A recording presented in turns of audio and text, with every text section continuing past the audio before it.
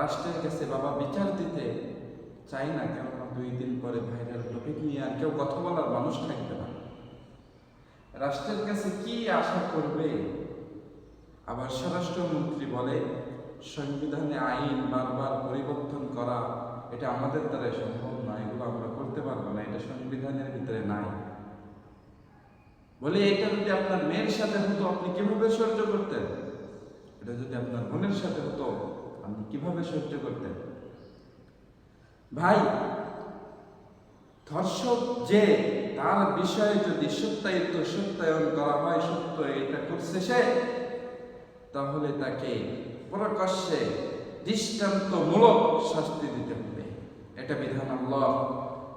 যতদিন না এই আইনটা আমরা বাস্তবায়িত করতে পারবো ততদিন আমি আর আপনি এই নিউজ এইগুলা সোশ্যাল মিডিয়ায় দেখতেই থাকবো যে বোনের ধর্ষিতা, ছোট বাচ্চা, শিশু কন্যা, 7 বছরের মেয়ে নিরাপদ না, 7 বছরের মেয়ে নিরাপদ না।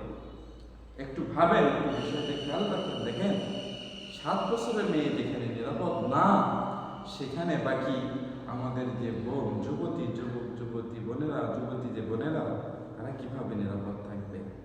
একটু ভাবেন তো। আসুন, কোরআনের আইন দ্বারাই রাষ্ট্র পরিচালনা হোক, এই দাবি আমরা মাননীয় সরকার মহোদয়ের কাছে আকুল আবেদন করি।